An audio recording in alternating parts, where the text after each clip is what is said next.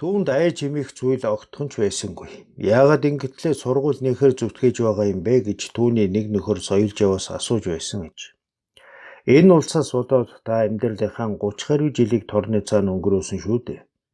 Түүний хэлсэн үг нь өмнөний ортой. Гэсэн хэдий ч соёлжав шийдвэрээсээ няцхгүйгээр үлгэрэн харин ч итгэл төгс байсан юм. Токио хотоос түүнийг дэмждэг дорн дахны соёл судлалын нийгэмлэгийн найз нөхдөж өөрсдийнхөө цуглуулсан хандивын мөнгийг бариад ирсэн юм. 1993 оны хавар соёлжав дахин Улаанбаатарыг зорилоо. Огт хөдөлж өгөхгүй байгаа Монголын засгийн газарт соёлжав ээлжид удаагийнхан сургууль байгуулах хүсэлтэд танилцуулав. Боловсрол, Япон хэлний ач холбогдол, шаардлагын тухай мөн Япон орн шиг өндөр хөгжилтэй улс орн болох хэрэгтэй хэмээн энэ тэндгүй ухуулж ярьж явлаа. Намар нь хөх хоттой эргэж ирээд байсан соёлжав гой руу Монголын боловсрол соёл шинжлэх ухааны яамнаас уцтан сургуулийн зөвшөөрөл гарсан тухай мэдгдсэн аж. Тэрээр магнитины баярлсан ба ийхүү хүссэн сургуулиа байгуулах боломжтой болсон байна. Соёлжав гой нэн даруй Улаанбаатар дээж багш нараа цуглуулав. Тэгээд хичээлийн байр түрээслэх ажлаа хөөцөлдөж оюутнуудаа элсүүлж эхлээд байлаа. Ийхүү 9 дугаар сард сургуулийнхаа нээлтийг хийлээ. Сургуулиа Монголын талын хүсэлтээр Япон хэлний ангиас гадна Япон хэлний сургалттай эдийн засгийн ангитай болгожээ. Сургуулийн нэр нь Ирээдүй дээд сургууль. Японоор бол Ирээдүй хувийн дээд сургууль болох юм. Энэхүү нэрний учир нь одоо биш ч гэлээ. Монголын ирээдүйг авч явах боловсон хүчин бэлтгэн гэсэн соёлжав гойн хэдийн хүсэл шингэсэн юм аа. Хичээлийн байр гол асуудал болоод байв. Хаа сайгүй хайж явсны эцэст хямд түрээстэй нэгэн байр олсон нь соёлжав 48 жилийн өмнө сурч байсан намын удирдлага зохион байгуулалтын дээд сургууль буюу намын дээд сургуулийн байр байсан гэжээ. Хувь тавилангаа холбосон сургууль дээрээ соёлжав өөрөө шинэ сургууль нээн гэдэг хэний санаанд орох вүлээ дээ. Тус үрдээ 28 сурагч бүхий 2 ангитай бөгөөд нийлээд 56 оюутантай 4 жилийн түргөвчлсэн сургалттай дээд сургууль болж үйл ажиллагаагаа эхлүүлжээ. Магсаржав гой гүйцэтгэх захирал, соёлжав ерөнхий захирал болсон Япон хэлний багшийн ажлыг хавсран гүйцэтгэх болов. Түүнээс гадна Ламсүрэнгийн дүү Ханцрун Япон хэлний багшаар ажиллах болсон юм. Тухайн үед Япон хэлтэй хүн цөөн байсан тул Өвөр Монголын гадаад хэлний мэрэгжил дээшлүүлэх төвийнхээ шавнар дундаас хамгийн чадвартайг нь туслах багшаар авч нийтдээ 9 багштай хичээлж байлаа.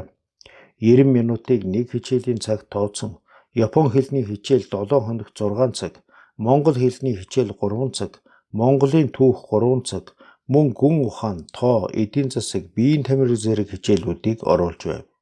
Сургалтын төлбөр нь хувийн дээд сургууль гэлтгүй улсын сургуулиудтай ойролцоогоор хямд тогтоож жилд 30 мянган төгрөг буюу Япон йенээр бол 8500 йен орчим болно. Багшийн сарын цалин нь 10 мянган төгрөг, Япон йенээр бол 3 мянган йен орчим билээ.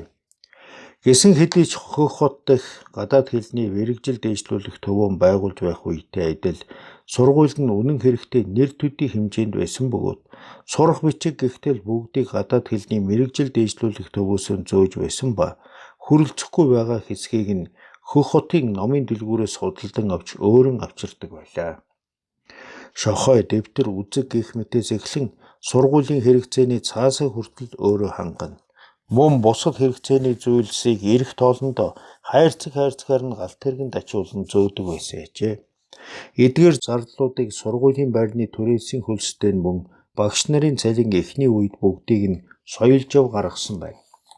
Бүгдийг дараалуулсан жагсаавал их хэмжээний тоонд хүрэх хэдий ч тэрээр үүнд огтхонч түүртэйгүй юм аа. Байсан мөнгөө бүгдийг нь зарцуулсан ч харамсах бодол түүнд үгүй. Сургууль эрхлэхэд олон бэрхшээл дулгарч байв. Улс төрийн хувьд хувьсгалт намын дарангуйл баттай дуусаж Монголын Мэйжигийн хувьс амжилтаар төгссөн мэт харагдаж байсан хэдий ч түүнийг нь өргөөд явах чин ирмэлзэлтэй хүн тун цөөхөн байсан юм аа. Эдийн засгийн хувьд маш их хямрал өртөд байсан үе.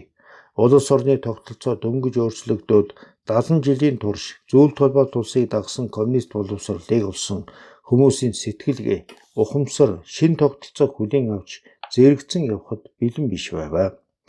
Энэ нь зөвхөн энгийн нийгмээр хязгаарлагдахгүй, цөөн тооны өндөр мэдлэгтэй, чадвартай, нийгмийн дээд давхаргын хүмүүс хэдийгээр дор бүрийн амаараа ардчил эрхчлөө гэж тунхаглаж байсан ч түүнийхээ жинхэнэ утгыг нь мэдэхгүй байсан юм аа.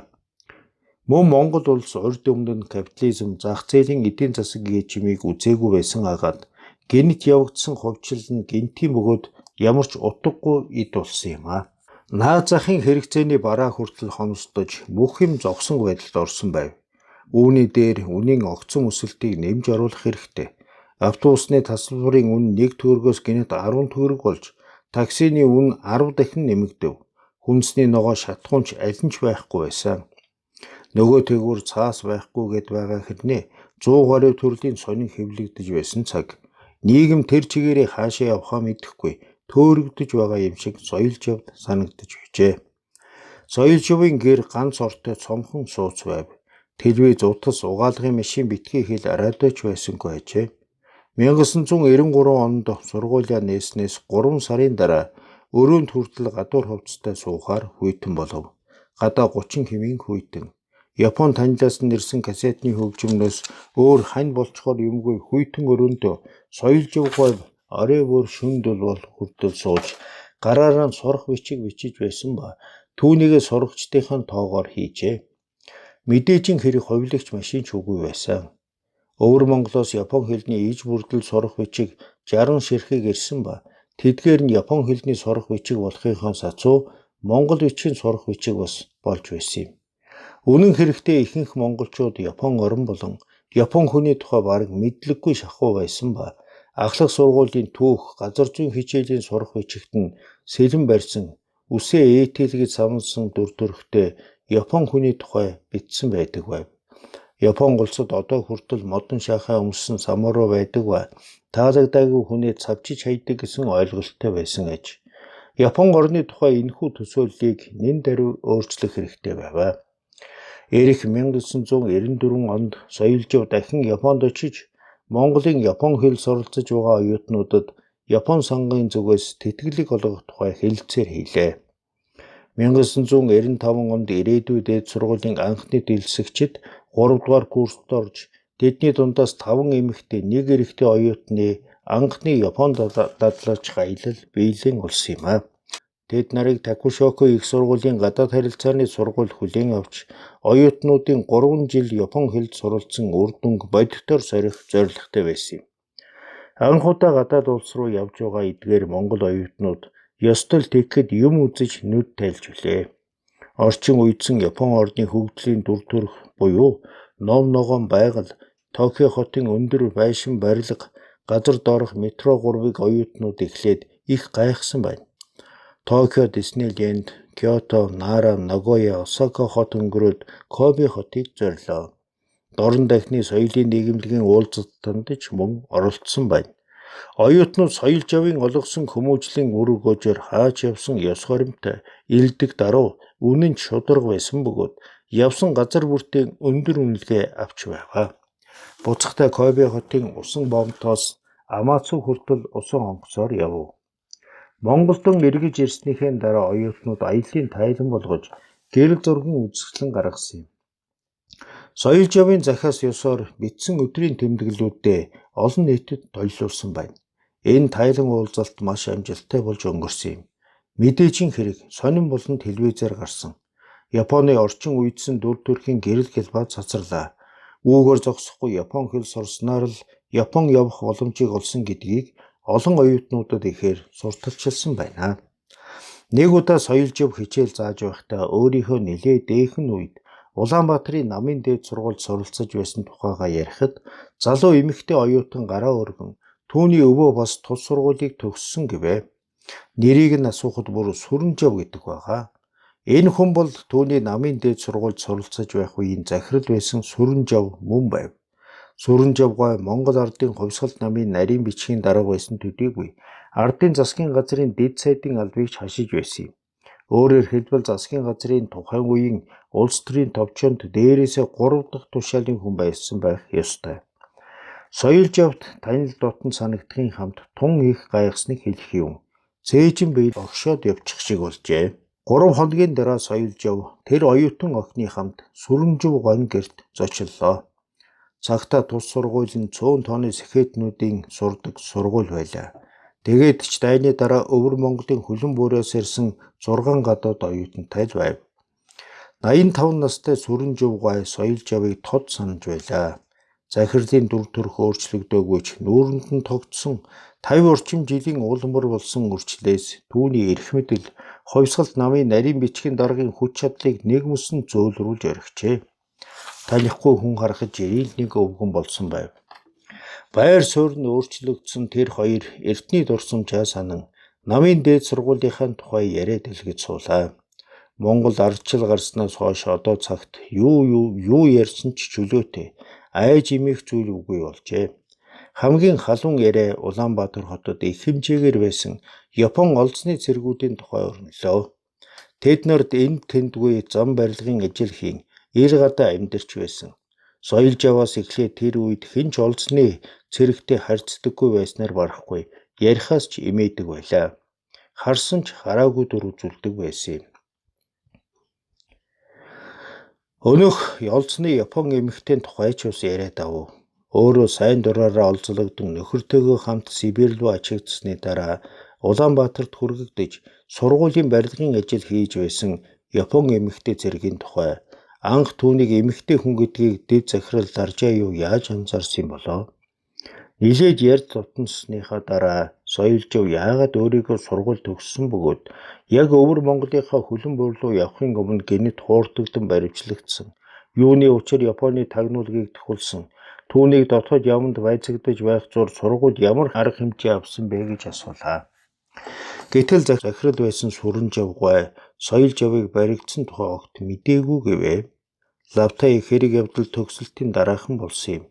Өвөр Монголын 6 оюутан төгсөлтийн ёслолын ажиллагааны дараа зочдын байранд орохоор болж зөвхөн соёлжив холбоочны үүрэгтэйгээр үлдсэн ба энэ ч гэсэн Өвөр Монголын шаардлагын дагуу байсан гэх бөгөөд хуурч мэхлэн хянан шалгах өрөөнд аваатсан. Сургууль мэдэхгүй байлаач сураг бол гарах л ёстой. Соёлжив эхлээд Сүрэнжив гойг мэдээгүй дөр үсгэд байгаа юм биш үү гэж хардаж сэрдсэн боловч тийм ч бас биш байжээ. Сүрэнжив гойн яриаг сонсоход тухайн үеийн Монгол улс зүйл холбоот улсын дагуул орон гэхээсээ илүү Сталины шууд удирдлаганд байсан бөгөөд соёлживын хэлмэгдсэн тохиолдол шиг хэлмэгдсэд тоо томшгүй олон байсан юм аа.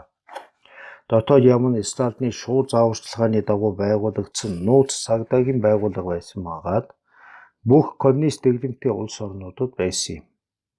Монголын хувьд чой болсон ерөнхий сайдын хувийнх нь харьяалд байж мэдээл цуглуулах ажил болон нууцаар хэлмэгдүүлэх үйл ажиллагааг хэрэгжүүлдэг байжээ. Дотоод яамны эрх мэдэл хэмжээлшгүй их байсан ба тухайн үеийн боловсрал, соёл, шинжлэх ухааны яам, дотоод хэргийн яам, батлан хамгаалах яам гэх мэт Монголын бүх төрлийн байгууллагуудад тус яамны ажилтан зөвлөх нэрээр томилогдож ирэн хяндаг байжээ. Өөрөөр хэлбэл яамны тэргүүн, сайдын өдөр тутмын яриа, үйлдэл бүгдийг дотоод яамны зөвлөх хянан заавал чой болсонд илтгэдэг байсан байна. Цагдаагийн газраас тусдаа бие даасан цагдаагийн байгууллагын эрхтэй яам байсан юм. Нэг юм болоход гэнэт дотоод яамд баривчлагдсан байцагддаг байсан ажээ. Зарим тохиолдолд огт мэдлгүйгээр хэлмэгдэг байсан байна. Улмаар яамны сайд, газрын дарга, хилцийн дарга хинч байсан байнга үйлдэл хэл яриандаа анхаарал тавихгүй бол болохгүй. Ямар ч албан тушаал томилогдож ирсэн дотоод яамны ажилтнанд анхаарал болгоомжтой хандах хэрэгтэйгээс гадна үнэн хэрэгтэй бол өндөр байр суурь эзэлнэ гэсэн үг ээ. Ийм тогтолцооны хүчээр чой болсон хувийнхаа бодол санаа хүслэн яам бүрт хүргэсээр ирсэн ба зөвхөн яамны тэргүүнүүдийн үйлдэлээр зогсохгүй бүх ажилтны үйлдэлийг хянаж ирсэн юм аа. Түүгээр зогсохгүй чой болсон айрмын бүх эрх мэдлийг гартан атгаж байв. Харин түүний ард Сталин зогсож байваа. Намын дээд сургуулийн захирал Монгол ардын хувьсгалт намын нарийн бичгийн дарга засгийн газрын ерөнхий сайд байсан улсын 3 дахь хүн Сүрэнжив гой хүртэл чой болсны шууд удирдлаганд байжээ. Дотоод яамд үг хэлэх нь бүх хэл юу болж байсныг л мэддэггүй гэж байваа. Маш харгас тогтолцоо байсан юм. Хожим чой болсон Монголын Сталин гэгдэх болсон билээ. Соёлжив дахин нэг намын дарангуйлал Бүх эрх мэдлийг Монгол ардын хувьсгалт намын тэргүүн нарийн бичгийн дарга гартан атгах тогтолцооны авжгийг мэдрэхээс өөрсдгүй байваа. Чой болсонгийн дараа улсын 2 дахь хүн болох Цэдэн бол эрх мэдлийг булан авч бас л хэлмэгдүүлэлтийг давтсан.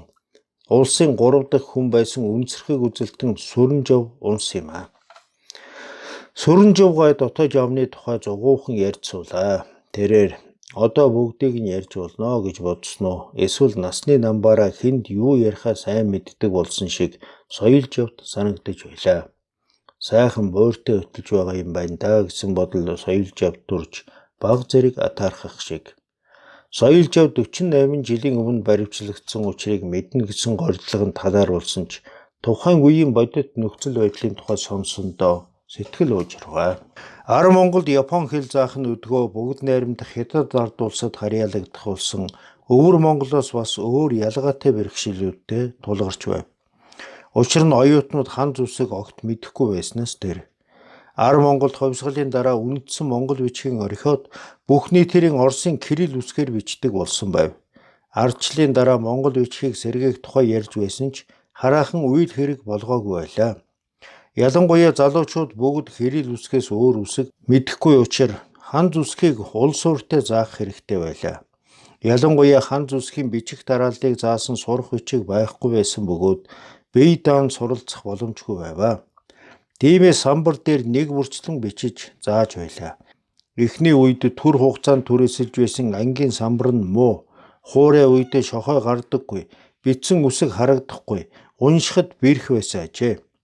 Танхимын гэрэлтүүлэг муу тул бүрхэг, бороотой өдрүүдэд анги дотор харанхуй байдаг байлаа. Өвөр Монголын гадаад хэлний мэрэгжил дэвшлүүлэх төвд ихэнх нь хан зүсэг бичиж чаддаг ба заах шаардлагач бараг үгүй байлаа. Өвөр Монголын монголчуудад Япон хэл заах болсноор монгол хүн их хэлнтэй суралцах боломж багасах бөгөөд энэ жигтэй 50 жил болоход өвөр Монголын монголчууд монгол хэлнээсээ холдож уншиж бичиж чадахгүй хүрнэ гэж бодож байснаас тэр юм. Энгийн дээд сургуульд хятад хэлний дараа 2 дахь гадаад хэлээ болгон монгол хэлний хичээлийг сонгогч маш хүндрэлтэй. Монгол хүн монгол хэлээ сурч чадахгүй бол Япон хэл сурсан дээр. Яагаад гэвэл Япон Монгол хоёр хэл олон талаар төстэй. Өгүүлбэрийн эхэнд үеийн эзэн буюу өгүүлэгт хүн, дараа нь тусагт хүн, гишүүн өгүүлбэрийн эцэст үйл үг нь буюу өгүүлэх хүн гишүүн ордгорон Япон хэлтэй төстэй. Хятад англи хэлний өгүүлэгт хүн үйл үг тусагт хүний дэс дараал тэс өөр. Япон хэл сурчихвал дараа нь монгол хэл сурахад хялбар болно. Үүнээс гадна өөр бусад төсөөтэй талууд олон бий. Жишээ нь тийм ялгалын нөхцлүүдийг аваад үзэхэд Япон хэлэн дэх ДТ нөхцөл болон ийг нөхцөл түүнчлэн ва зэрэгтэй дүүцэх нөхцлүүд монгол хэлэнд бүгд бий. Мөн нөхцөл үйл өгч адил. Ялангуяа бусдын эрхэнд үйлдэгдэх буюу бусдаар үйлдүүлэх хэвийн нөхцөл үйл үг нь монгол хэлний үйлдэл утгын зориулттай төстэй байсан байна. Оюутан Япон хэлнтэй хангалттай дасаад ирэх үед нь хэл зүйч бас заадаг байв. Саакагийн гээгүүлэгчийн хувирал зэргийг Японтай адил бүгдийг ягштал цээжлүүлнэ. Мөн Соёлжав сургалтын янз бүрийн аргачлал сэддэг байсан ба Япон хэлний төрөл бүрийн үг хэллэгийг сонирхуулж заадаг байсан ажээ. Тухайлбал шир, шор, тог, сүр сар гэх мэтийн дуурайх үг, ягтаг, жинтан гэх зэрэг дүрслэх үгийг заадаг байсан юм. Дуурайх үгэнд бүтэн өдөр зарцуулах үеч байлаа. Оюутнуудад аль болох Япон хэлтэй сонирхолтой байх талаас нь хичээлээ санаачлан ханддаг байсан байна. Япон хэл заах аргач заах тусмаа улам сонирхолтой болсоор Соёлжав оюутнуудын хувь хүнийх нь хөгжлийг ч бас орхигдуулсангүй. Харьбины их сургууль суралцсан хувь хүний боловсрол, хөгжилд мэндчилгээнээс эхлээд ёс зүй, хүний ач тусыг санах, өөртөө хүндэлж биширдэг хүнтэй байх зэргийн ойлголтууд багтана. Мөн Харьбины их сургуулийн лекцийн танхимд зураг нөлгөөтэй байдаг Гот Ёшихирагийн өөртөө тавьж байх ёстой шаардлагын тухай үзэл баримтал юм аа. Түүний шавнар бүгд энэ сургаалаар хүмүүжсэн юм.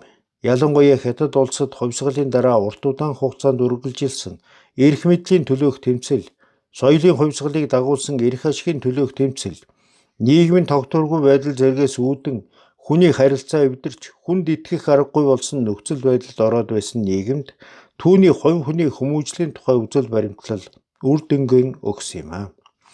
Соёл жив дайны дараах Япон хүний бодол сэтгэлгээ яагаад ийм гинэн болсон юм болоо гэж боддог байлаа.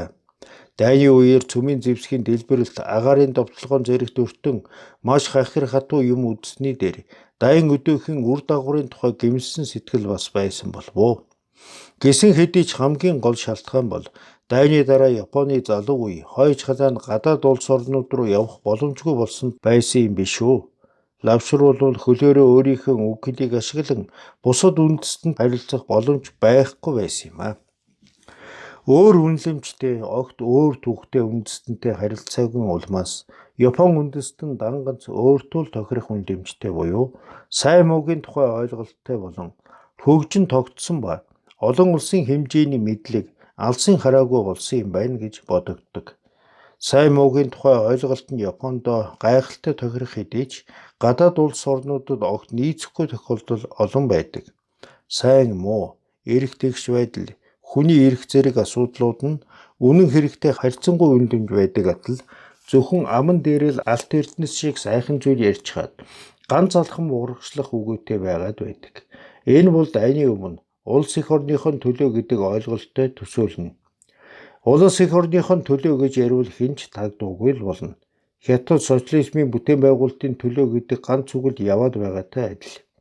Японд ч гэсэн инх тайван эрх тэгш байдал ардчил гэх мэтийн зөвхөн хий хоосон үгсэл яригдаад байх шиг мэдрэгдсэн юмдаг.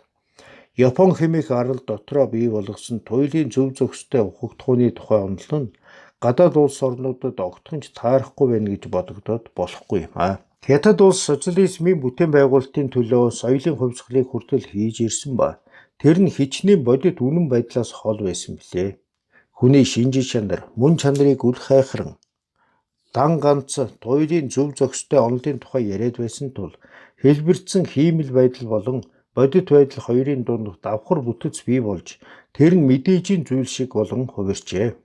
Үүний хариу үйлдэл болох шинжлэлийн дараа мөн чанарыг хэд тулгах эмх замбраагүй үйлдэлүүд олноор гарч байсан. Япон хүнд төр гэх сэтгэлгээ маш нимгэн байдаг шиг санагддаг. Дайны өмнөх үеийн хариу үйлдэлч үзээ. Туйлын зөв зөвхөстэй ойлголтын үднээс үзвэл улс оронд хэл хязгаар байхын хэрэггүй. Гэтэл бодит байдал дээр ийм байж болдоггүй. Дайны дараах Япон улс бид нар шиг их газрын хүмүүсийн нүдээр харвал атаархмаар их хөгжсөн байсан. Усан онгоц, автомашин, электрон цахилгаан бараа хөгжиж, гадаад улс орнуудад борлуулж хөрөнгө мөнгөтэй болсон ба түүнийхээ ачаар Японы ард түмэн баяжсан. Төргүүгээр ард түмний инх тайван байдал ардчил хүний эрх аль алинч байхгүй гэж бодно. Муу зүйл хийсэн хулгайчулан дээрэмчдийг барьж явн шүүхээр оруулж засан хүмүүжүүлэх газар руу нэлгээх явдалч төрийн эрх мэдлийн дагуу явагдах зүйл бөгөөд төргүй болчихвол хууль эрх зүгээ бүс нутаг болж хувирна. Тийм байхтал төр гэхээр муу зүйл шиг хүлээн авдаг нь хачирхалтай бус уу? Зүйл толгойт улсын болон Хятадын өвөр монголчууд зөвхөн өөрийн гэсэн улс оронтой биш. 3 төрт улсад хархан бутарч амьдарцгааж байна. Ингээд болж байна гэх хүнч байдаг л байх. Дэлхийн аль ч улс өрний бага эстангууд ийм л тавилантай байдаг. Харин үндэстэн дунд аж төрөн буй бага эстангуудын бодит байдлыг Япончууд хэр зэрэг мэддэг бол гэдг нь тун эргэлзээтэй юм аа.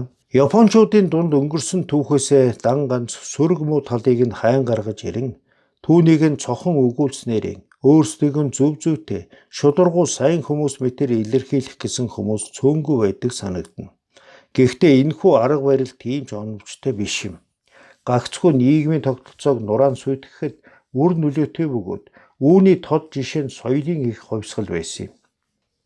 Хятад улсын хувьд энэхүү хөдөлгөөн нь юунд хүргэж болохыг урьдчилан олж харсан тул Японыг бодвол арай эрт сэхээ орж чадсан талтай. Одоо Япон улсад тулгуурч буй нийгмийн янз бүрийн асуудлууд нь дайны дараа өнгөрснөөс өөсөв ирж хайх гэсэн хүмүүсийн хандлагаас урган гарсан гэлтэй. Биеийн төлөвшүүлэх сургалтанд ч тэр, ёс зүйн сургалтанд ч тэр аль алинд нь сайн тал байсаар атал түүний нэгэхэн хэсгийг дайны өмнө буруугаар ашиглаж байсан гэсэн нэрийдлэр энэхүү үзлийг бүхэлд нь үгүйсгэх нь эндүрл юм.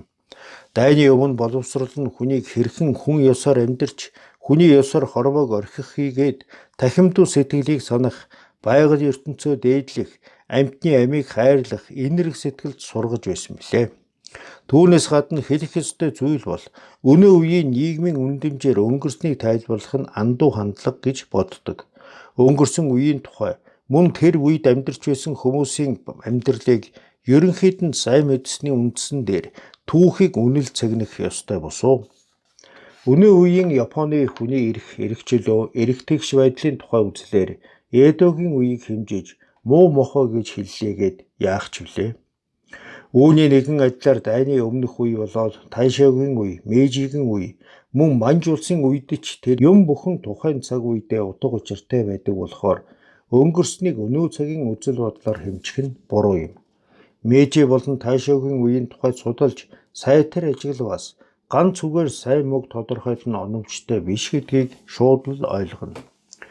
Нэгэн удаа Хөх хотод соёл жав дээр Японы зүүн хойд бүс нутгийн Тохоку их сургуулийн профессор багш түүний яриаг сонсохоор иржээ.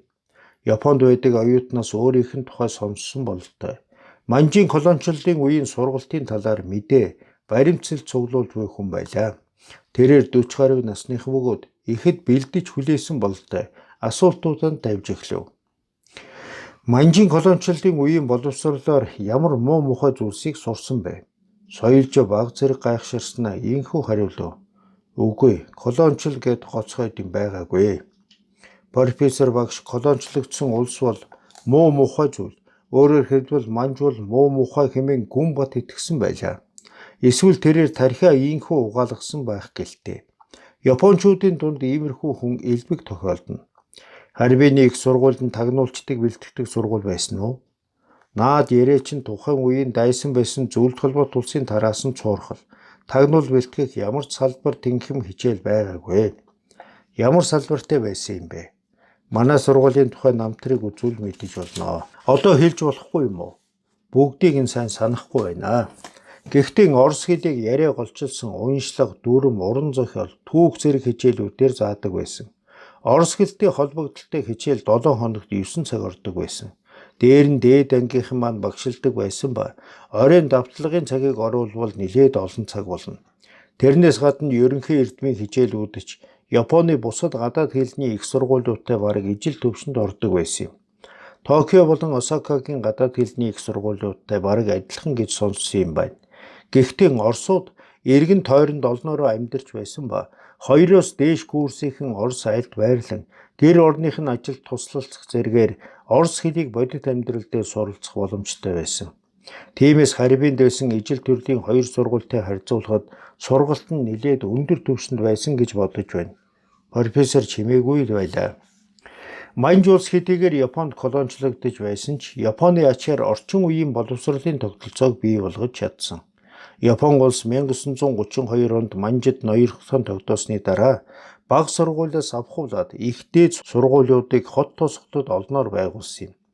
Дээхэн үе тухайлбал Жонзойлын болон Жанхуйлан цэргийн дэгдмийн үед Манжид газар бүрт морьтой тонуулчид харагдах болж хууль дүрмгүйгээс тосготууд аргагүй эрхэнд өөрсдийг нь хамгаалах баг байгуулан хотон хамгаалж байсан түүхтэй. Тэр үетэй харьцуулахад Японы колоничлалын үеийн Манж улс огт өөр байсан. Тэрнээс өмнө Манж нь орчин үеийн төр тулсын хэлбэрт ороогүй байсан юм.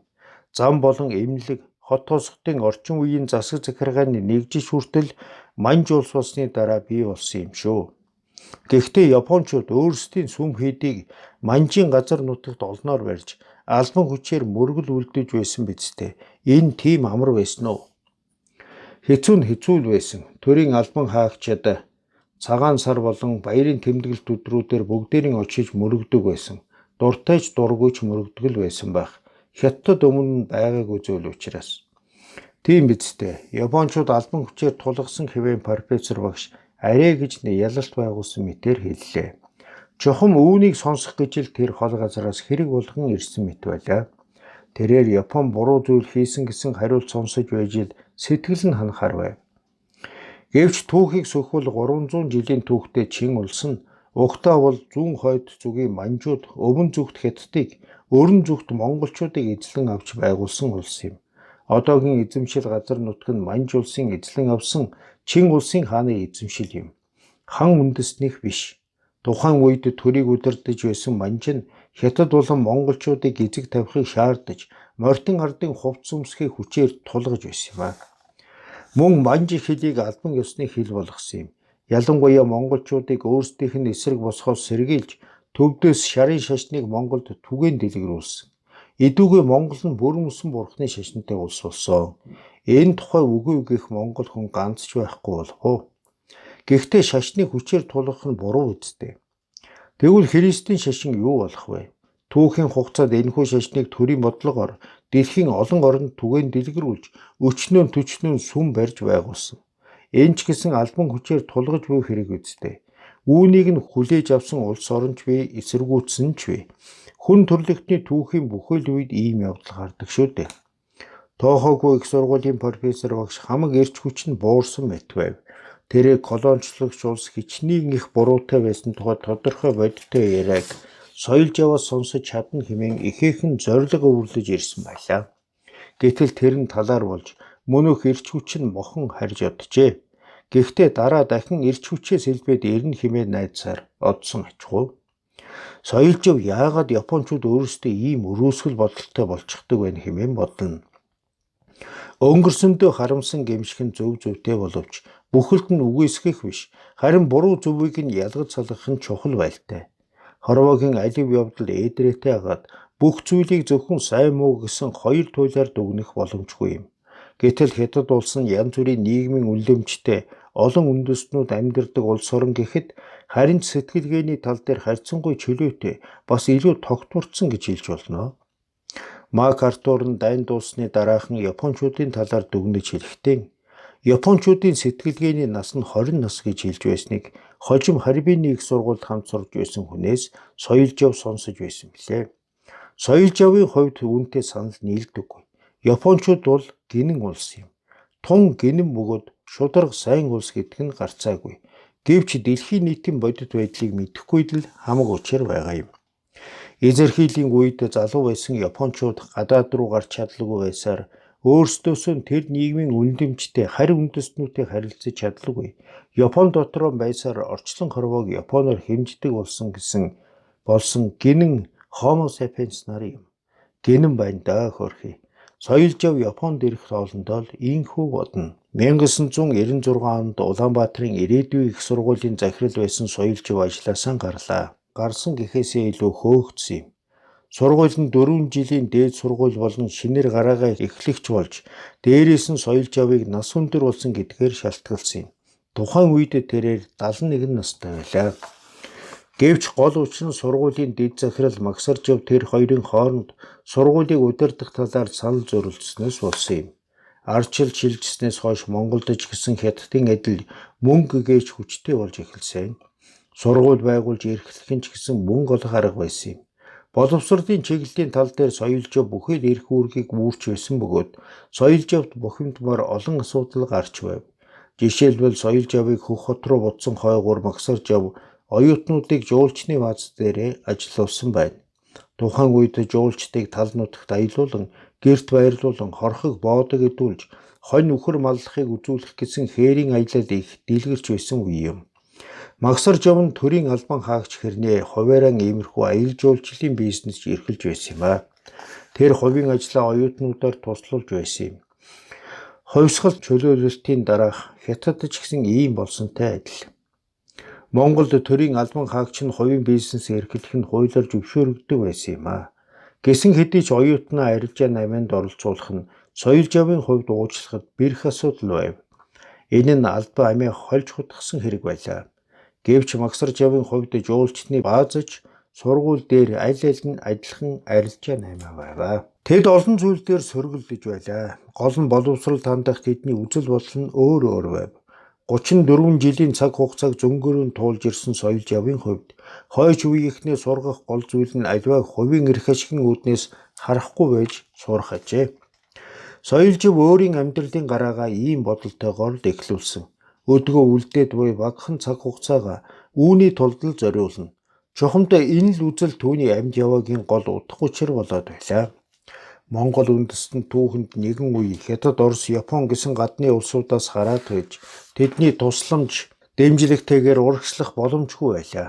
Гэхдээ соёл жав энэ орныг яаж ийгээд хөл дээр нь босгож өөрөө өөрийгөө болгодог болгох хэрэгтэй.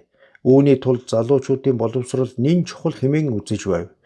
Энэ нь чухамхүү хянганы зүүн хушууны яамны амбан сайдсан Эрхэн Батхан гэрээслэл гүйцэж чадаагүй хүсэл мөн их нутаг өвөр Монголдон харьсан хэрнээ 20 газарт нас нөхцөн мөнөөх баатрын ч гэсэн мөрөөдөл байсан юм аа. Мөн үндэсний тусгаар тогтнолын төлөө цогтой тэмцэгч байсан Мерсэ болон Дэван дэлхийн олон оронд сурахаар одоод тэр чигтэн эргэж харж чадаагүй олон монгол оюутан бүх монголчуудын хүсэл юм аа. Цаг хугацаа их шаардагдагч боловсрол гэдэг бол улсыг цогцлон бүтээх хамгийн агуу том арга хэрэгсэл юм аа. Эдүгэж тэрээр энэ үзэлдээ бат итгэлтэй хэвээр гэвч төрийн дээд албан тушаалтан болох Магсар Жавын эрх мэдлийн өмнө Монголын иргэн бус Хятадын иргэншил бүхий харь хүн гэсэн тодотголтой соёл Жавын тэр их хүсэл итгэл юу ч биш байсан юм. Тиймхүү тэрээр сансан хэрэгээ бүтээж чадалгүй сэтгэл дундуурхан сургуулиас хөөгдсөн юм аа. Ирээдүйд дээд сургуулиас гарсан хэдийч соёл Жав нэг их сэтгэлээр унсангүй. Яагаад гэвэл түүний өдийг хүртэл туулж өнгөрүүлсэн амьдралд энэ мэт бэрхшээлүүд бишгүй гарч байсан билээ. Тэрээр ийм ховд толгон дунд амьдралын хатуу жил суужээ. Тэрээр хэдий хөөгдсөн ч бүхийд хүч чадлаа зориулан байж байгуулсан сургууль нь одоо хүртэл орсоор байгаа. Уг нь эрх мэдэл, нэр алдар, мөнгө төнгөрөг олохын тулд эхлүүлсэн ажил биш байлтай. Ирээдүйд дээд сургуулиас ирээдүйд чадварлаг боловсон хүч нь төрж гарч байвал болох нь тэр. Түүнээс гадна соёл Жав дотроо бахархан боддог бас нэгэн зүйл нь Монголд Япон хэлийг дэлгэрүүлсэн явдал юм. Одоо олон оюутан төгсөгчид нь Японд байгаа. Гэхдээ явандаа Монголд иргэн гэрж Японд сурсан мэдсэн зүйлээ эх орондоо хэрэгжүүлэх нь дамжиггүй. Тэр нь Монголын хөгжлийн үндэс суурь болох юм аа. Соёл Жав ихэнхдээ өвөр Монголын хөх хотод гадаад хэлийг голчлон зааж, ар Монголын Улаанбаатарт жилдээ нэг удаа зуны улиралд сар орчим байдаг байлаа. Өдгөө ар Монголд Япон хэлний сургууль болон Япон хэлний салбар тэнхимтэй сургуулиуд ихэд олширчээ. Япон хэл ихээр дэлгэрч Япон хэлний сургуультай 80-аад сургууль байгаа ажээ. Тэдгээр сургуулиудад Япон хэл заадаг багш нарын чадварыг дээшлүүлэх, багш нарт зориулсан Япон хэлний заах аргын тухай семинарыг явуулж 50-аас 60 Япон хэлний багш тогтмол ирдэг байна. Семинар нь өдөрт 3-аас 4 цагаар 10 хоног үргэлжилнэ. Соёл Жавын Япон хэл заах арга нь олонд ихэд үнэлэгдэх юм аа. Соёл Жав Япон хэл төдийгүй өнөөгийн Японы тухайч ярьдаг. Япон орны талаар төдийгүй Япончуудын сайн тал, монголчуудын суралцах ёстой зүйлсийн талаар их ярьдаг байна. Япончуудын мэдлэг хүндлэх ёсноос авахуулаад өөрийгөө захирч чаддаг чанар, нийгмийн ёс суртахуун юу юунаас илүү ажилдаа хэрхэн хариуцлагатай ханддагаас сурвалжтай юм. Япончууд ажил хийхдээ чин сэтгэлээсээ ихэд чармайн хийдэг улс. Тэр нь огтхон ч ашиг ирж тооцоосон зүйл биш юм. Ховийн ашигын төлөө бус гагцхүү албан байгууллагынхаа төлөө илүү цагаар ажиллаж орой болтол суудаг байна. Монголчууд малчин ард түмэн учраас шунал хүсэлгүй байдаг. Бүр юу ч байхгүй гэж хэлж болно. Тийм болохоор тийм боловсролыг монгол оюутнууд шуудхан хүлээж авдаг. Тэр тал дээр ар Монголын оюутнууд нь өвөр Монголын оюутнуудыг бодвол хамаагүй гинэн цайлхан бөгөөд шулуухан байдаг. Харин эсэргээрээ Хятадын нийгэм донд нухлагдсан өсч буй өвөр Монголын оюутнууд харин ашиг хайсан байдалтай мөнгө төгрөгийн тал дээр сүрхий байх нь ихээ. Соёл Жавын шавь нар Японд ирэнгүүтээ Япончуудтай ихэд дотносон нөхөрлөж чаддаг. Япончууд ч тэдэнд ам сайтай байдаг үлээ. Энэ нь яах аргагүй соёл Жавын тэднийг хэрхэн мэдлэх, хүндлэх ёсон сургасан хийгээд хүний ач тусыг санахад сургасны л гавьяа юм. Жишээ нь оюутнууд хүн аяг кофе авч өгсөн ч дараа нь дахин уулзахдаа талархах, хүнд тус хүргээд эргэж хариу шаардахгүй байж чаддаг ажээ. Хүн гэдэг хизээч зөвхөн мөнгөөр хөдөлдөггүй юм. Эдгээр наад захын зүйлсийн талаар орчин үед залуучуудад хэлж сургах хүн бараг үгүй болжээ. Аливаа хүнд тус хүргэхийг үргэлж санах хийгээд, аливаа хүнээс тус төм авахыг бүү бод, аливаа хүргэсэн тусаас хариу шан эс хордмоо. Эдгээр зүгийг соёл Жав Харьбины их сургуульд сурч байх үедээ ой тойндоо шингэтэл цээжилсэн мэлээ. Зүүрмэглэх зуур. Хичээлийн дуусгаад соёлжов лам сүрэнгийн дочхоор явлаа. Хаяа тэдний өдрийн цагаар очиж түр дуг хийгээд явах нь ч вэ. Заримдаа дүү ханд сүрнэн ирэх бөгөөд гурван хөгшин туглаг сандлал тавлаг гэгчин сууж бүгд нэгэн зүг рүү ширтэн холын хол тал нутгийн барааг ширтэцгээв. Нэг нэгнийхээ царайг харах хэрэгч тэдэнд байхгүй. Нам гүм цаг мөч урсан өнгөрч зүгээр л суугаад л баймаар. Заримдаа эртний цагийн хууч яриа хуучлан дайны өмнө гурвуулд нийлэн мөн чих ярьдаг байж үлээ. Ламсрун соёлжавын ахийнх нь найз хэдий ч тэд насны зөрүүнээс хамааралгүйгээр тоглож өссөн нэг голын хүүхдүүд. Ламсрун Японы Кои их сургуулийн анагаахын ангид сурч байсан бөгөөд амралтааран харж ирэхтэн соёлжав ханцрун хоёр түүнээс Японы сонин хачин сонсдог байж үлээ. Зарим зам соёлжавын ах ч мөн Японоос ирж ийхүү хамттан ах дүү мэд найрсан дотнцдог байлаа. Токиод сурагчид бүгд хар өнгийн дүрмд хувцсан өмсдөг юм. Чулуун дээвэртэй байшингууд ихтэй, хашаантай янз бүрийн хэлбэртэй ургамлууд тарьсан байдаг. Харибинтэй адил хот дундуур нь галт тэрэг явна. Япончууд өглөө оройд ягштал мэдчлэх ба гадаа таарлтвал сайн байн бүхэлддэг. Соёлжав лам сүрэнгийн тэдгээр яриаг сонсох бүр дуртай байв. Лам сүрэн Японд анагаахын сургууль төгссөн болохоор тал нутаг дэх хөдөөний тосхон болох хайлиартан бол урдаан барьдаг ганц эмч байв. Япон дайнд ядагдсны дараа тэрээр хэсэг хугацаанд хайлиарт эмчээр ажиллаж байгаад удалгүй Харибины анагаахын их сургуулийн эмнэлэгт багшаар ажиллах болсон ажээ. Учир нь дайны дараа хайлиарын хянганы зүүн хошууны яам тамгын газар хүртэл үгүй болж монголчууд цөөрсөн учраас ийхүү ирж ажилласан байна. 1956 онд Ламсрун гэр бүлэрийн их нутаг болох Хөлөн буурын орхин Ар Монголын Улаанбаатарт сууршив. Их нь Улаанбаатарын хүн байсан гэдг нь ч нөлөөлсөн байх. Дүү Ханцүрэнгийнх нь ч гэр бүлч гэсэн хэсэг хугацааны дараа Хөлөн буурьаас Улаанбаатарт иржээ. Ийхүү их нутган орхисон билээ. 1956 оны хэрэг. Соёлжав их хотын хорих газараас гэнэ Чинхай руу шилжсэн байна. Мөн тэр жил хуучин манжид байсан бүх орсуудыг албан хүчээр нутаг буцаасан. Хэдэн 10 мянгаас хэдэн 100 мянган гаруй хүнч байсан байж магадгүй. Ийхүү асар олон тооны хүмүүсийг албан хүчээр буцаасан нь маш их нүсэр ажил болсон юм. Оросууд Япончуудыг орж ирэхээс хамаагүй өмнө буюу 19-р зууны сүүл үеэс манжид шилжин сууршиж, буудай болон усан үзүн тариалан өөрсдийн хүнсний хэрэгцээг хангадаг атгарын тусгад болон хотуудыг байгуулсан. Мөн сум дуган, пив болон дарсны үйлдвэр барьж, ой модыг тайран, төмөр зам суулган, нүүр сухаж янз бүрийн аж ахуй эрхэлдэг байв. Харибин болон Манжуур мөн дайлан зэрэг чухал зүүн Европын Парис гэлтэй чулуун байшин барилгатай хотуудыг байгуулсан юм. Гэвч орцууд энэ бүхнийг орхиод нутаг буцсан юм аа. Хөлөн бүрт он удаан жилийн турш маллаж байсан адуу, өхөр, мөн сайн гэр орон тавилгаа хүртэл маш хямд зарчгаад явсан гэдэг. Нэг дор бүгдээрээ зарсан учраас өхөр малын үн нэг мөсөн унаж үнгүйдсэн бололтой. Энэ үед манжид зөвхөн хятад хүнтэй гэр бүл болсон хүмүүс, тэдний төрсөн хүүхдүүд л байсан юм.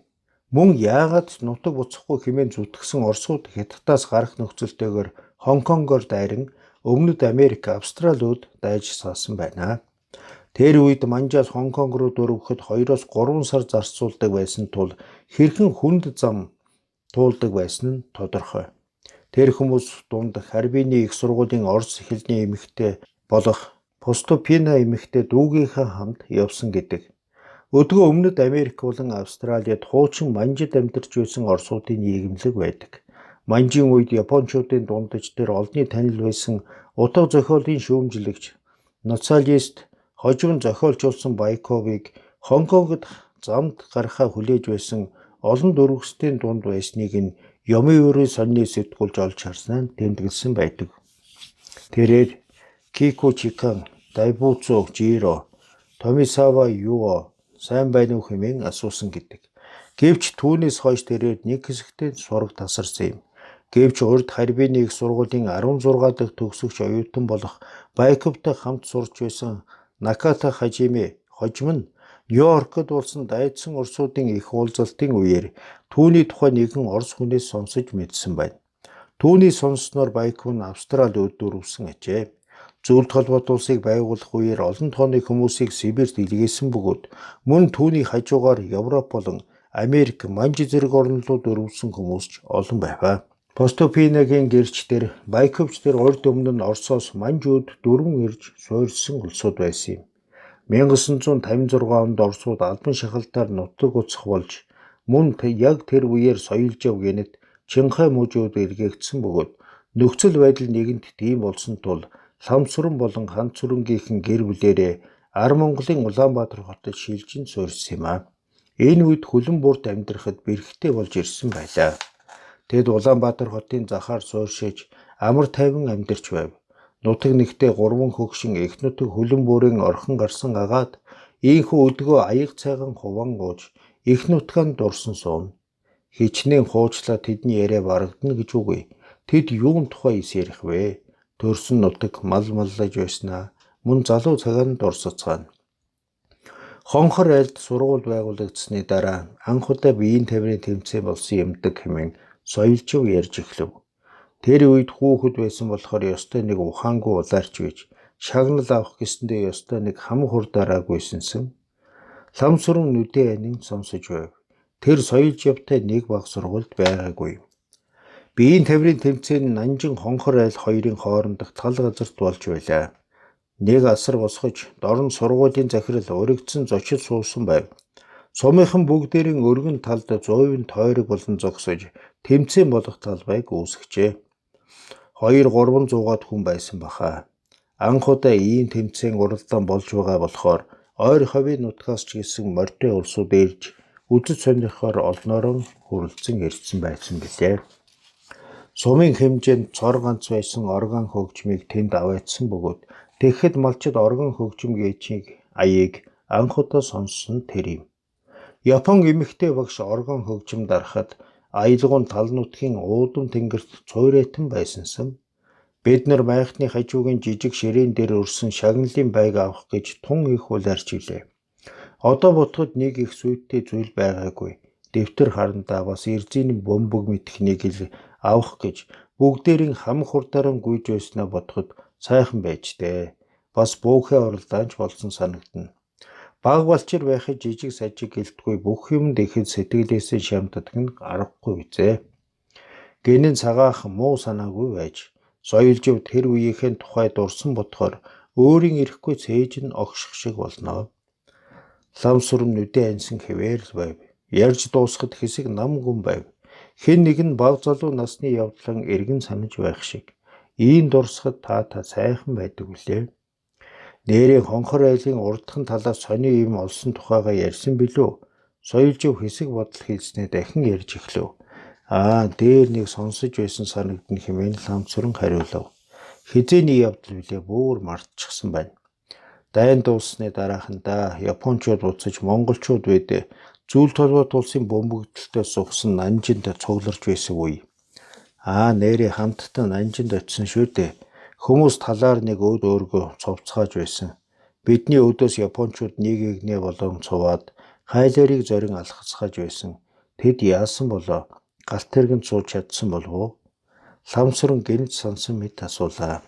Гэвч соёлжив түүнд нь хариулдаггүй өөр зүйл ярьж эхлэв. Нэг удаа би Нанжингаас мориор давхуулж хайлаарийн байр байдлыг мэдхээр явсан юм. Оросууд довтлогоон эхэлсэн 8 сарын 9-ний өдрөөс хойш 1 сар орчим өнгөрсөн байсан санагдана. Ойр хавийн цэргийн баазуудын довтлогоонд өртөж, Япончууд бөөнөрөө дүүргэж, эд үймэнтэй байсан цаг. Дээвээс тэр хэрэгээс хойш юу болсныг яадаг ч очиж үзмээр санагдаад болсонгүй. Хайлаар нэлээд дөхөж очиход талаар нэг Орос Япон цэргүүдийн альнийх нь гэж ялгахын аргагүй хөөж түнтийсэн цогцснууд тарсан байхыг хараад айх гайхын зэрэгцэн бушуухан буцаж ирэхлээ. Ёстой л үстэй толгой арзас хийх шиг болсон доо. Морио байдаг чадлаар нь давхиулж Нанжин өдөө яаран харихаар шийдлээ. Морь манч миний бодол санааг ойлгосноо гэлтэй тал нутгийг хөндлөн голд уул толгож гуу жалгыг ч ажралгүй урагш давхисаар байлаа. Хонхор айлын өмнөд хэсэг рүү дөхөж иртэл гэнэт нүдний өмнөхөн өвсөн дотор юу гэмэрч юм битээ цагаан зүйл байгааг дөнгөж харж амжтал морь манч хажууд иш үсрэн тэрий хадлаа. Тэр үед нас залуу байсан болохоор давхиж буй морь хөл алдах юм уу бүдрэх үед барагтай унаад байдаггүй. Өсрөөд буучих золбоотой л байсан. Гэхдээ тэр үед амжилгүй үсэрсэн шидэгдсэн хоёрын хооронд морниосон 3 метрийн зайд тэрийн хаддаг байна шүү. Соёл жавыг инхүү ярихад ламсруу нэгийг сонсон байдалтай үл мэдэг нэмхийлэн долгой дохино. Соёл жав ажралгүйгээр яриаган үргэлжлүүлв. Энэхүү явдал нь хүний амьдралд тэр болгон тохиогод байдаггүй содон үйл явдал байсан юм. Эхэндээ өвсөн дунд юу нь мэдэгдэхгүй нэг цагаан бодолтой зүйл харагдав. Би ч ихэнтэй баахан имэж хэсэг алсаас ажиглав. Тун саяхан хүртэл Оросын байлдааны онгоцууд Нанжинд хэд хэдэн удаа бөмбөг хаяж байсан болохоор элдв тесэр дэлбэрдэг зүйл байж болзошгүй. Ойролцоогоор 20 см орчим диаметр бүхий хэлбэр нь үл мэдэгдэх тэрхүү зүйлийг цав цагаан давуугаар боосон байлаа. Би сөмхөн дөхөн очиж хэсэг зуур байр байдлыг нь болгоомжтойгоор ажилласны дараа чулуу шидэж үзэхэд тесэрч дэлбэрсэнгүй. Улмаар хөлөөрөн өшгөлөж үзтэл 1 метр орчим шидэгдсэн ба нилээд жинтэй санагдав. Хэд өшгөлөж үзсний дараа өнөөх зүйлийг гараараа барин авч боодлыг нь задлаа. Уг нь тэрхүү зүйл маань өвсөн дунд унсан байхад барагтай бол харагдахааргүй. Зөөлөн цагаан давуугаар ихэд нямбайлан давхарлан боосон байлаа. Боодлыг задлахад хамгийн ихэнд зөөлөн цаасаар боосон 2 ширхэг алтан бугуйч гарч ирэв. Бас тусад нь өөр цаасаар боосон алтан гинж алтан бөгжиж гарч ирлээ. Хамгийн сүүлд нь нилээнд хүн дижин бүхий цаасан боодлолтой үүрмэг алт гарч ирэв. Яг л гарын атханд багтахаар хэмжээтэй байлаа. Үүрмэг алтыг анх удаа л нүдэрээ харж буй энэ байв. Ингэхэд ямар хүн үүнийг хайсан юм бол доо гэж бодогдов. Япон цэргүүд хайсан уу? Орос цэргүүдэд хөөгдөж явсан Япон эмэгтэй хайсан хэрэггүй. Эсвэгөөс Орос цэргүүдийн дайны олзож байж мэдэндээ хэмээн бодогдов. Иймхүү сонин хачин зүйл олж аваад мориндоо мордлоо. Отрын гэрүүдүүд ойртож явах үед түүнтэй хамгийн түрүүнд тааралцсан хүн нь эцэг их байхгүй нэгэн өнчин хүү байлаа. Бүр баг байхад нь эцэг их нь өөд болж тусхны айл айлын гар дор зарагдаж бор ходоодон цатгаж яваа ядарсан хөвгөө юм. Тэр хүү халтайсан хувцс сунартай явдаг байв.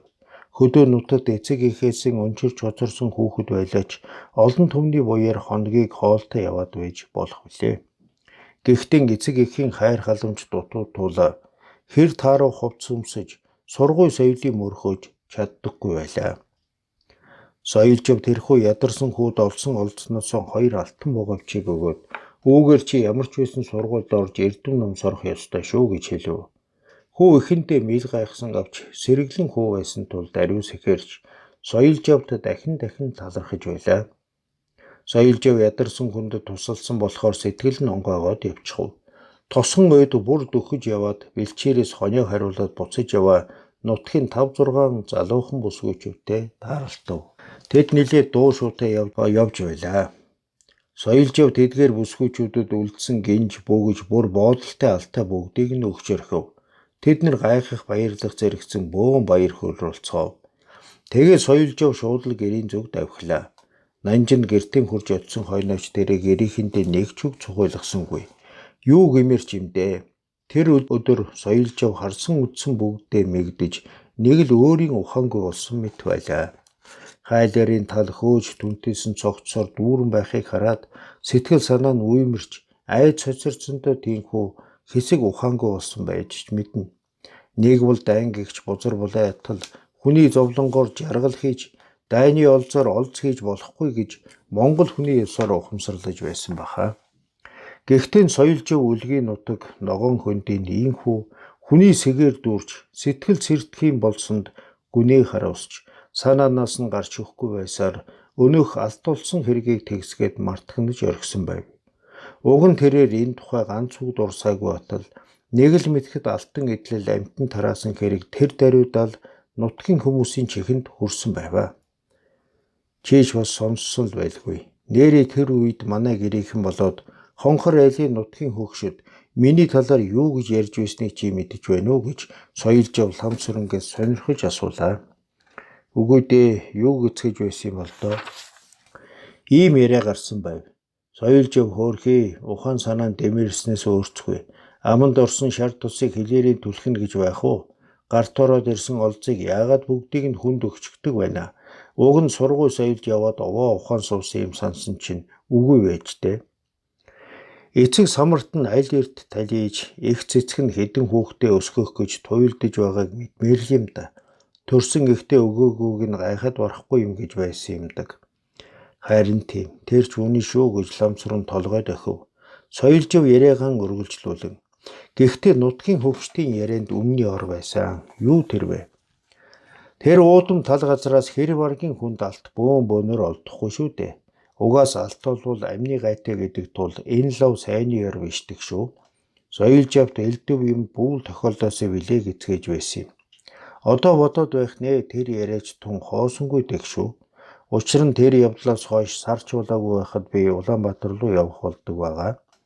Улаанбаатар бол миний хувь заяаг өөрчилсөн газар юм шүү дээ гэхэд ламсуранд хэлэх үг олдсонгүй болтой чимээгүй байлаа. Хожигтой үгч олоод хэлж чадсангүй. Хожим нь 36 жилийн дараа нэр төрөө сэргээлгээд хайлаард эсэн мэнд эргэж ирсний дараа нутгийнхан маань надад юу гэж хэлсэн гэж санана? Юу гэж хэлсэн бэ? Мэдээж эсэн мэнд уцаж ирсэнд бүгд л баярлаж байсан. Тэгээ зарим нь ийм хэлснээр санаанаас ёор гардаггүй юм. Соёлживаа, чи дайны дараахан хонхор айлын талаас алт болж байсан гэлүү. Тэгээ тэр олсон алтан бугуйч сэлдээ өөрөө чавлгүй бүгдийг нь хүмүүст өгч баярлуулсан бидтэй. Тиймхүү өглөг буян өгч үйлдэсний ачаар өдий чи тэр хаа байсан чинхай газрын мөнхраас амьд эргэж ирсэн хэрэг шүү дээ. Сайн үйл хизээд хүнд үр шимээ өгдөг хонь. Аштай юу даа гэлцэж байсан юм. Тэгэхээр нөгөө алт амны гайтай гэснээсээ бүтэс өөр зүйл хэлсэн хэрэггүйгээд ламсрын хөхрөв. Түүний тэн инээхийг харахад царайн залуу цагийн хэврээ шахав байлаа. Ханцрын соёлжив хоёрч дагаж инээлээ. Соёлжив ирээдүйд дээд сургуулиас гарсны дараа 2002 он хүртэл Улаанбаатар хотод байж сургуулиудаар Япон хэлний заах аргын хичээлийн лекц уншиж, хичээлийн дуусмагч ламсрынгид очиж хаа нэг дуг хийж амранга хуучны ирээ өрнүүлдэг байлаа. Ламсрын үргэлжил түүнээс нэгэн зүйлийг амжилан гуйна. Соёлживаа, намайг нүд анихаар хөлөн бүрийн эзэнгүй талд биеийг минь гээж айл гэдэг байваа. Монгол нутг нь газар газрын онцлог болоод цаг үеэсээ хамарч бурхан болоочийг нутгуулах олон заншилтай байдгийн нэг нь энэ юм. Энэхүү оршуулах зан үйлд оролцож буй хүмүүс мориор цуваа болон явах ба цувааны ихэнд талигаачийн хойдохыг буян даасан лам ном уншиж явна. Түүний араас талигаачийн ойр дотны ахан дүүс хамаатан садангууд нь цувж дараа нь холын ураг садангийнхан болон бусад найз нөхд нь морь унан явцгаана. Хамгийн сүүлд нь бурхан болоочийг атсан үхэр тэрэг явдаг ёстой. Тэр үед хинч вэ эргэж харахыг цээрлдэг. Цуваг ахалж яваа лам тохиромжтой үеийг харж угаад номынхаа аядан хурцсахын хамт морийг шогшуулж эхэлдэг байна. Цуваанд яваа хүмүүс ч хурдаа нэмж морины гүүхээр явдаг байна. Үхэр тэрэг угаас удаан тул цувааны адагт яваа тэрэгчин үхрээ буруу зүггүй шилбүрдэн цувааны араас шавдуулна. Лам тал дундуур номоо дуурсхан уншиж мориныхан хар гүүхээр давхулж эхэлнэ. Араас нь үхэр тэрэг талын инхэл донхол дундуур баруун зүүнтээс займчуулан давхихад давхиан дунд бурхан болоочийн цогцос хаа нэгтээ шидэгддэг байна. Эргэн харах зээртэй учраас хаана хэдий дөвгүй болсныг хэнч мэдэх боломжгүй. Цувааны хүмүүс ч тэр чигээрээ давхиусаар хардаг ба бурхан болооч ийхүү тал нутгийнхан хөрсөнд мөнхөд нойрсдог аж ахуй. Энэхүү зан үйл нь хөлөн буурийнхны эртнээс үйлдсээр ирсэн оршуулах үеийн нэг төрөл билээ. Нөгөө тэгвэр талигаачийн цогцсны хаашаа харсан байдлаар шинжих явдал байдаг. Талигаачийн бие тэнгэр өөдө харсан байвал сайн төрөл авна хэмээгдэг. Хажуу тийш харсан байвал гэмгүй. Харин доошоо харсан байвал муу төрөл заяанд төрөх буюу тамд төрнө. Саваагүй хүүхдүүд нэг нэгээгээ чадах гэхдээ таны талигаачийн цогцсыг харсан доошоо харсан байна лээ гэх мэтээр шоглох нь бий. Ингэж шоглуулсан хүүхдийн хувьд бүрлэчийн цогцсыг хаа байгааг хүн мэдсэн.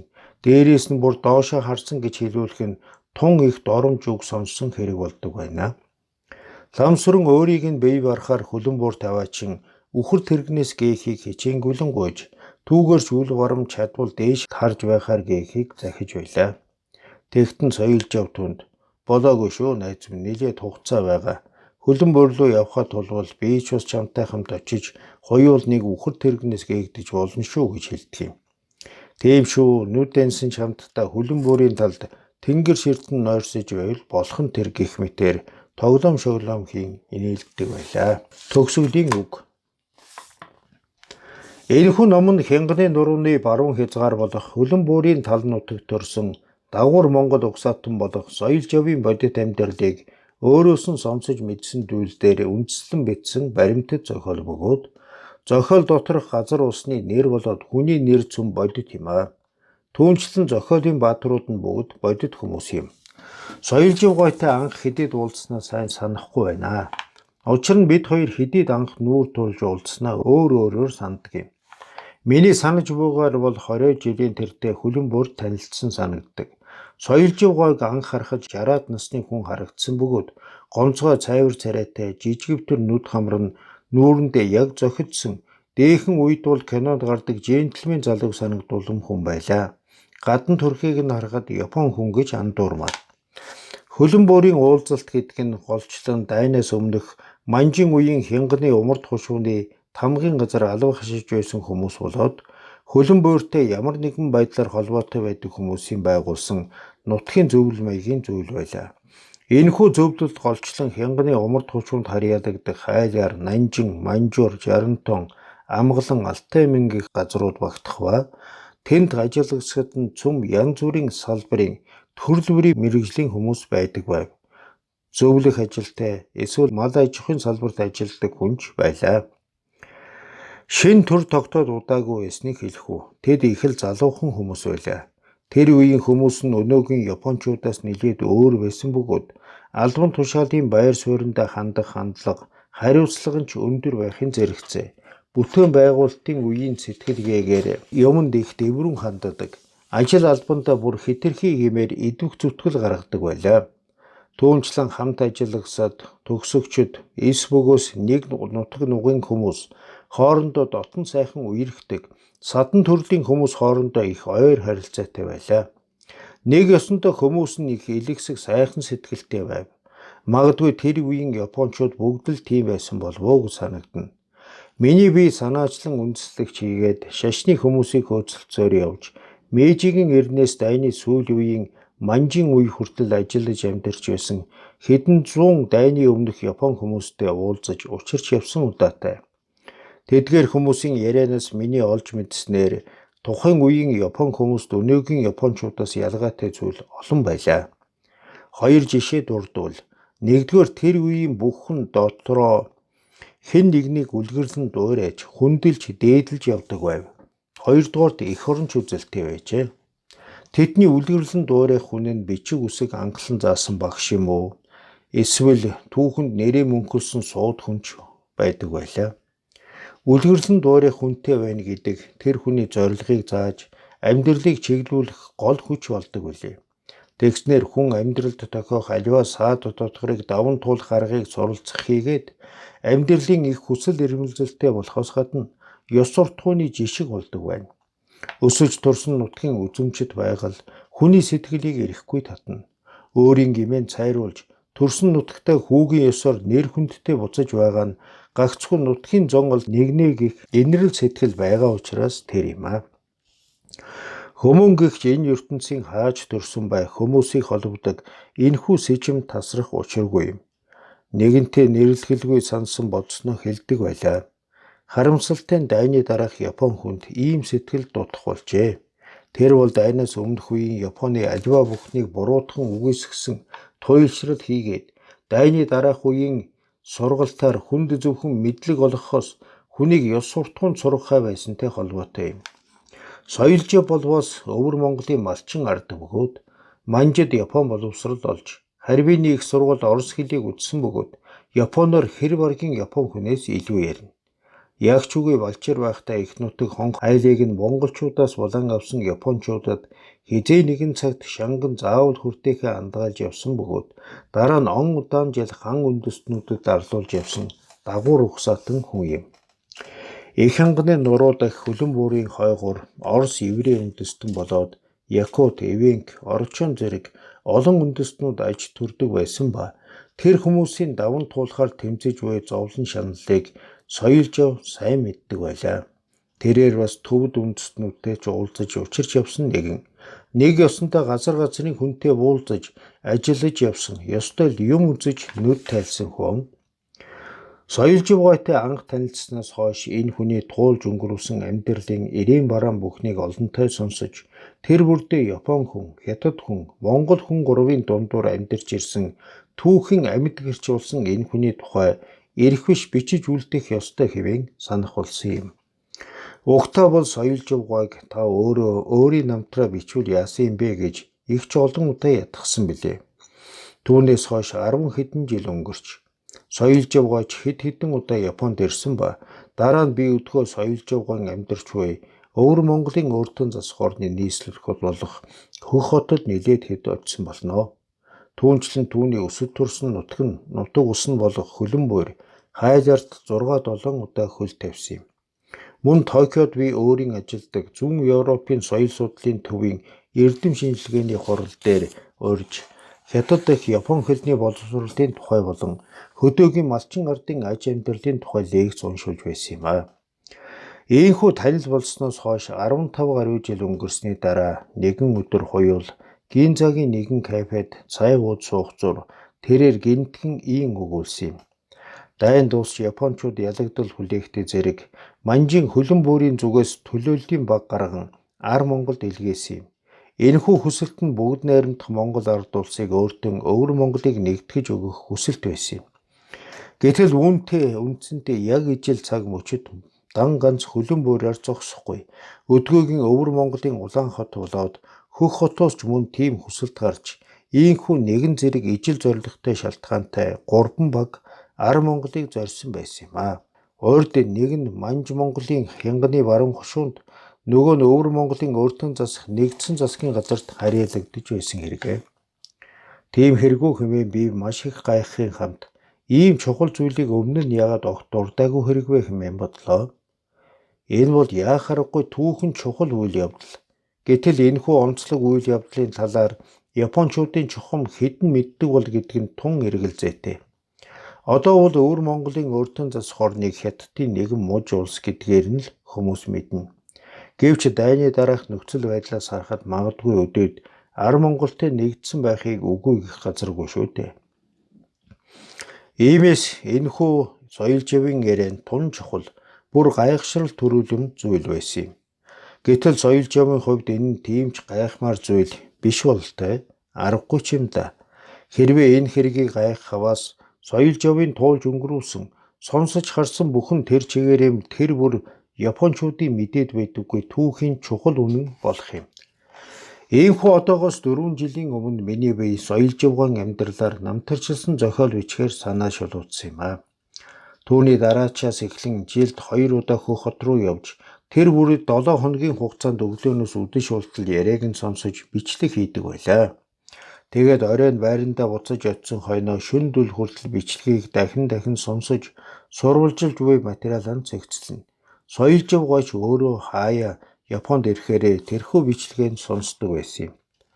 Соёлживгойн ярианаас урд өмнө сонсож байгаагүй түүхийн шинэ үйл явдлуудыг мэдхийн зэрэгцээ ганцхан заяах хүмүүний нэг насны амьдрал гэдэг хичнээн үн цэнтэй байдаг. Хүний амьдралын хамгийн эрхэм зүйл болох гээд үнэхээр юм бодоглуулам сургамжтай сайхан зүйлсийг мэдэж авсан. Соёлживтай хамт харьвын сурч байсан нөхөд нь ч мөн тийм бодолтой аж ахуй. Соёлживын тэр их зовлон зүдгүүрийг дааж гарсан. Гүй түүний тэнхүү амьдрах их хүсэл нь юунд байна вэ? Магадгүй эрхэм шударга зам байх. Гэхдээ дан ганц энэ биш болов уу?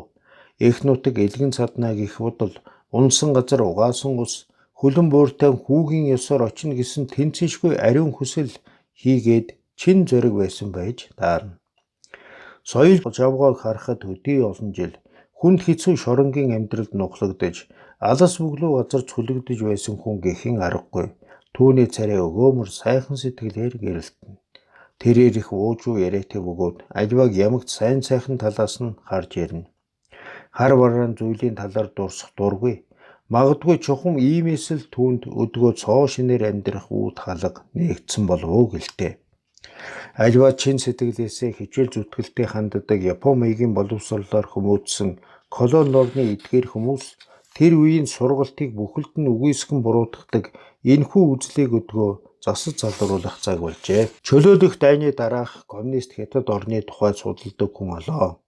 Харамсалтай нь тэдний ихэнх нь дайны өмнөх Япон орны юм бүхнийг буруутган үгүйсгэхээс биш, ер сайн талыг нь олж харахыг хичээсэнгүй ажээ.